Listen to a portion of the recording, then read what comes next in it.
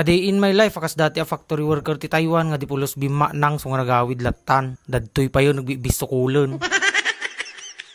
Gaputa gibos dati pagay to kinanada dagito nga bistokul ay katino maak manidan at addaman ng pagbiaganan. So nga dagiti pada ang agsitsi dati kastoy buyain nyo dayto yung no dagiti na arte di tangan di na amo tegsultep ti bisokel ay ka skip yun Kapangarot na ginitan nga bistokol tilutwak ay ka naggisaak tilaya kang bawang tapos bulong tilaya. Kung mabalinda tilaya kang bawang nga pisok mo mo dagita bistokulan. Di naman binugwanan baka kunayo manan nadalosan tatay detan madila na bidyuan. Kung kiwar-kiwar mo ang kasdayin na kisarunong mo ibulong tilayan. Tapos ikang basit ti danom na tapos iuray mong agluwag. Tanon to nagluwagan ipisok mo to day tagatanan duwating kabil ko dita. Depende ti kabil yung agatan no kasano ka ado day ti lutwan yo. Para kanyak kay kaya't kumaday ti magitan nga bistokol taday di madengdeng ngamin na lang si unay. No kasto nga talaga nga panagtutudo ado ti masapulang nga si Dano ha ang nga huong bistokol no ang nga bistokol gakong tukak kasday. Takay kaya mo na makamu kamutun. Law may kayong tamangan tayon. Tinuguan. Dinengdeng bistokol.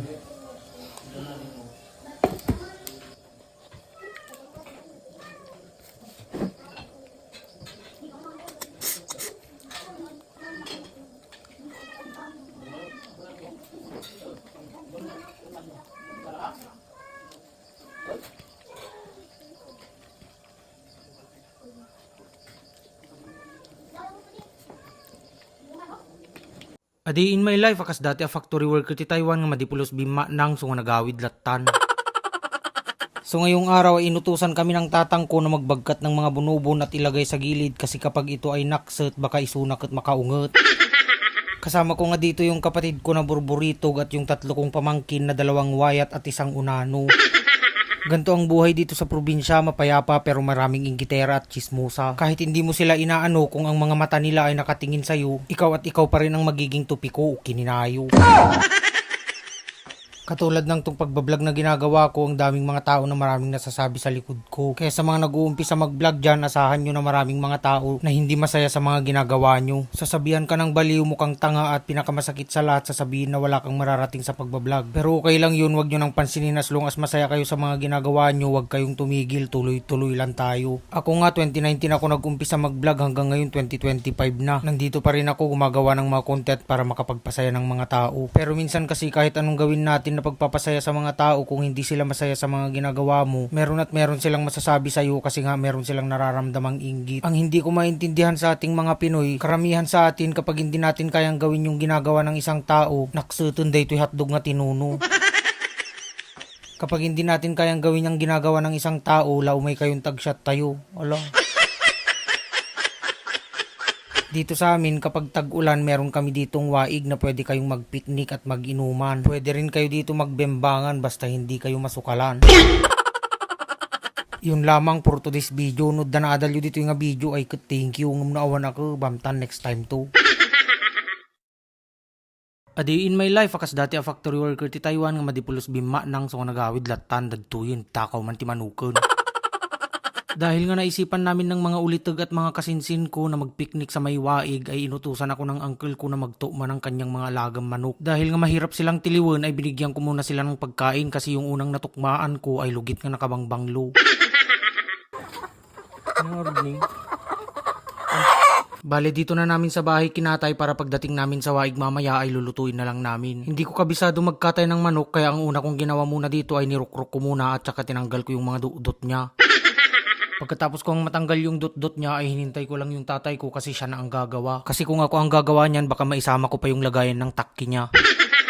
Nung makatay na namin yung manok ay naglakad na kami papunta sa may waig. So habang pinapanood nyo ang video na to ay meron lang akong papakita sa inyo kung baka sakaling magustuhan nyo. Eto nga pala ang damit na pinadala sa akin ng JBM Clothing. Grabe ang ganda ng quality ng damit nila guys, kaya kung gusto nyong mag-order eto ang kanilang Facebook page. At eto naman ang kanilang TikTok account. Sobrang nagpapasalamat pa rin ako sa mga business owners na nagtitiwala sa akin. At hindi lang yun, gusto ko rin i-flex itong sapatos na in-order ko kay Authentic Kicks. Nung una pinadalhan nila ako ng kanilang sapatos at talaga namang nagandahan ako at nagustuhan ko kasi sobrang authentic. Kaya naman napa-order nag-order na ako ulit. Ito ang kagandahan sa kanila, kapag nag-order ka, meron ka ng free shoe wipes, free keychain at meron ka na din free socks. Makikita nyo naman dito sa video kung gaano kaganda ang quality ng kanilang sapatos. Kaya kung ako sa inyo, wag na kayong magpahuli mag-order pa. Ito nga pala ang kanilang social media accounts. At paalala lang guys, ang mga shop na to kahit nasa Taiwan o sa Pilipinas ka man, pwede ka mag-order sa kanila. Bale dito nga ay inuukisan ko na yung dalawang papaya para meron akong isagpaw sa tinulang manok na tinakaw ko kanina. Habang pinapalambot nga yung manok, nagdengdeng muna ako dito ng uong. Sobrang sarap sa pakiramdam pumunta at magpiknik sa mga gantong lugar kasi walang signal at marayo ko sa mga sismusa. Habang hinihintay ko na kumulutong uong, ay tinulungan ko muna yung pinsan ko na magbiskag ng parya. Marami kasing mga parya na pwede mong gurno-gurnutin dyan sa igid ng mga kalsada. Mas magandang maggurnot ka na lang ng mga parya dyan sa kalsada kaysa naman dun sa mulan ni Karuba, ay nakakaasi ka. Nung kumukulo na nga yung uong, ay tinimplahan ko na ito ng magic sarap at asin. Ganun lang kasimple lutuin to. Marami ka din pwedeng isahog, pwedeng parya, pwedeng marunggay at pwedeng kamangog. Pero mas masarap ata kapag sinagpaw ko yung uong ko sa'yo. Wala. Kung okay na yung uong, ay sinagpaw ko na nga rin yung parya. Tapos kaluban mo lang yan at hintayin mo nang maluto. At nung luto na tong uong, ay tinignan ko naman yung manok kung lumambot na. Tapos nakalipas ng ilang minuto ay luto na rin, kaya yan kumain na rin kami. At pagkatapos naman namin kumain, syempre hindi mawawala ang inuman, ay lugluto na agad ako ng pulutan.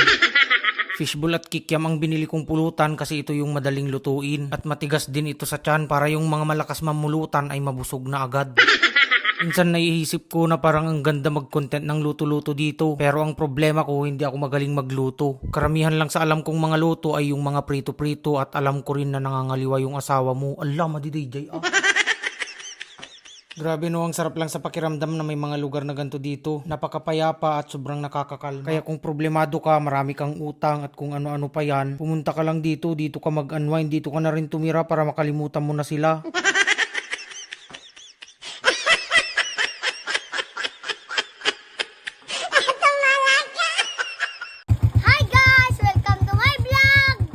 A day in my life, akas dati a factory worker ti Taiwan nga madipulos bima nang so nga nagawid latan.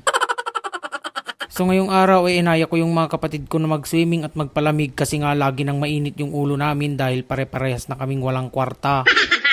Dahil maaga nga kaming gumayak, yung lechon manok sana na babaunin namin wala pang naluto. Kaya sinabihan ko yung ate ko na magpahuli na lang sila para hintayin nila maluto yung manok. Kasi kung hindi nila hihintayin anong ulamin namin doon, ano yun, swimming, tapos magdilpat kami ng asin. Bale, nauna na kami ng mga pamangkin at kuya ko kasi kailangan naming mauna doon kasi hindi kami mahuhuli. Napo, naggulo na yun, tipat patangag ko. Bale, ang pupuntahan nga namin ngayon ay yung resort dito sa gilid ng may kalsada sa Bira, Tinag, Abra. Hindi ko pa kasi naranasan pumunta doon kaya kahit malayo ay gusto kong pumunta doon, walang bibiyang yun. Habang bumabiyahe nga ako ay nag-jacket ako kasi baka umitim ako, sayang naman yung mga gasto ko sa Kojik ko kahit walang nagbabago. Pagkatapos nga ng halos isang oras na biyahe, nakarating na rin kami. Bali dito sa lugar na to ay walang signal pero may piso wifi yung store dito. Kaya naman kung gusto nyo, pwede kayong magdalang bluetooth speaker nyo dito at mag-video okay kayo. Pero kung wala naman kayong bluetooth speaker, meron din silang video okay dito. Syempre uupahan mo yun, alang ang mga libre mo, naghahamang ka mo launa yun. Huwag kayong madanagan kung hindi kayo nakatugot ng arak kasi merong store dito. Pero kapag nag-inuman kayo dito, dapat tansyado kasi magdadrive pa kayo pa uwi ang kay mga pakalaingan. Nilinisan na nga ni Kuya Longsky yung mga isda kasi kailangan na itong ihawin. Tapos nagpasagad na rin siya ng uging kasi hindi mo nang pwedeng ihawin yan kung wala kang uging. Ganto ang view dito kapag ikaw ay nag-iihaw, kalsada at bundok ang iyong natatanaw. Habang nag-iihaw ngayon si Kuya ay dumating na rin sila ate at eto nga yung lechong manok at etong family pan na spaghetti ay inapoy mo gayam. Habang naghihintay nga kami ng ulam, nag-video okay muna kami.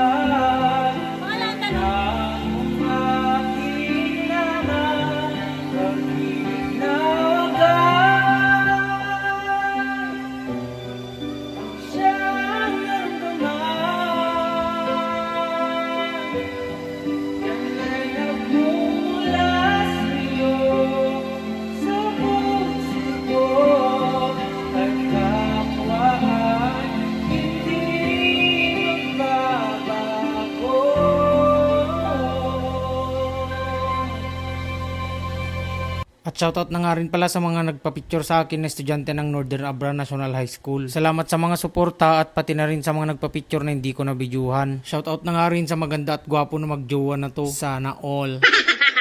Pagkalipas nga ng ilang oras dumadami na rin yung tao. Kaya naman dali-dali na akong manaligo kasi mamaya pag marami ng tao dito baka mamaya puro ihi na to. Huwag kayong mag-alala kung may mga kasama kayong bata dito kasi yung swimming pool nila may pang bata, may pang adult at may pang isip bata. Kaya ano pang hinihintay nyo kung nadidrain na yung utak nyo pati bulsa nyo pumunta na kayo dito para lumamig naman yung ulo nyo. Eto nga pala yung mga binaon namin. Gastos now, pulubi later. Bye!